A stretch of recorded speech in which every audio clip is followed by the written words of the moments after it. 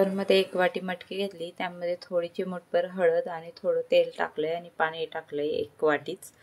आता कुकरचं झाकण लावून घेऊ आपण. कुकरचं झाकण लावून मोठ्या गॅसच्या आचेवर 1 शिट्टी होऊ द्यायची.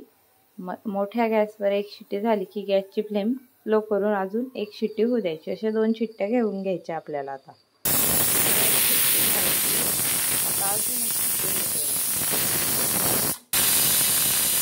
2 शिट्ट्या झाल्या. आता आपण गॅस बंद करून घेऊ.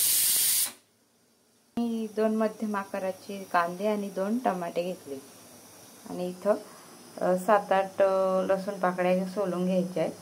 चला आता कांदा आणि टमाटा बारीक चिरून घेऊया. बघू शकता इकडं कांदा, टमाटा आणि लसूण. कांदा टमाटा बारीक चिरून घेतलंय. इकडं कढाई ठेवली आहे. थोडी कढाई गरम झाली की मग आपण त्यामध्ये हे जिन्नस टाकून घेऊया. कढाई छान गरम झाली. आता हे आपण टाकून घेऊया. थोडंसं तेल पण टाकायचं आहे, थोडंसं ते मऊसूत शिजतं. जास्त नाही होऊ द्यायचं ना, थोडं वाफेवरच होऊ द्यायचं. व्यवस्थित मिक्स करून घ्यायचं. मीठ घालते मी यात. मटकीत पण मीठ टाकले म्हणून आता मीठ जरा जपूनच वापरा. जास्त मीठ होऊन जाईल. व्यवस्थित मिक्स करून घ्यायचं आणि झाकण ठेवून वाफेवर व्यवस्थित होऊ द्यायचं. 5-10 मिनिट होऊ द्यायचं मंद आचेवर. आपण उघडून एकदा चेक करून घेऊ. व्यवस्थित शिजत आलेले आहे. अजून थोडा वेळ आपण शिजवून घेऊया वाफेवर घेऊन. टमाटर छान मऊशीत शिजलाय. आता याला थोडं थंड करून घेऊया. थंड झाल्यावर मिक्सरमध्ये बारीक करून घेऊया. पेस्ट करून घ्यायची याची. इकडं बघा मिक्सरच्या भांड्यात मसाला बारीक पेस्ट करून घेतलाय. आता आपण चम्मच थोडा खडा मसाल्याची पेस्ट करून घेतली आहे. थोडीशीच टाकायची कारण हळद आपण याच्यात पण टाकलेली आहे मिसळमध्ये. आता थोडं तिखट घेऊन घ्या.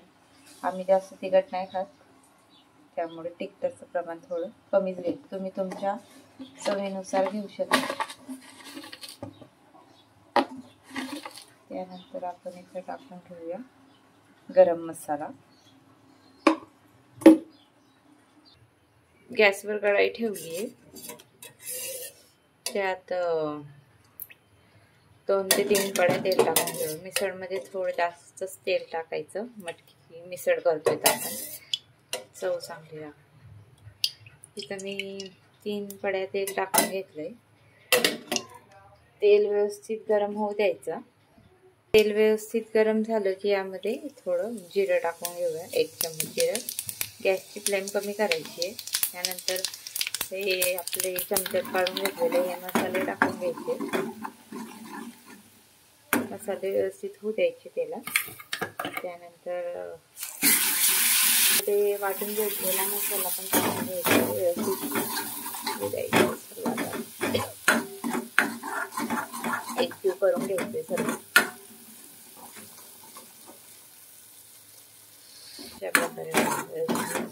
आता याला तेल सुटत तोपर्यंत होऊ द्यायचंय. मध्ये मध्ये परतत राहायचं कारण मसाला लागू नको जागा.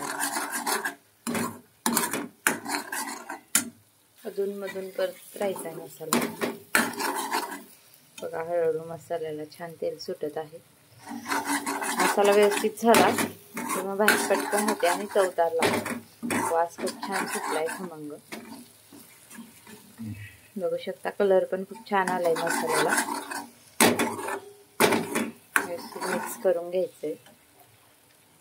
बघू शकता काय तिकडे मसाला छान झालेला आहे. आता आपण कुकरमध्ये शिजवून घेतलेली मटकी यामध्ये टाकून घेऊया.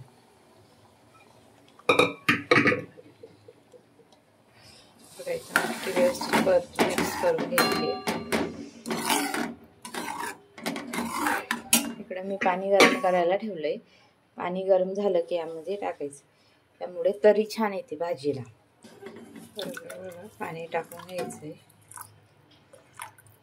तुम्हाला हवं तसं टाकायचं. मिसळ थोडी पातळच जास्त घट्टसर नसते, त्यामुळे तुम्ही तुमच्या अंदाजानुसार तुम्हाला जसं आवडेल तसं पाण्याचं प्रमाण कमी जास्त करू शकता.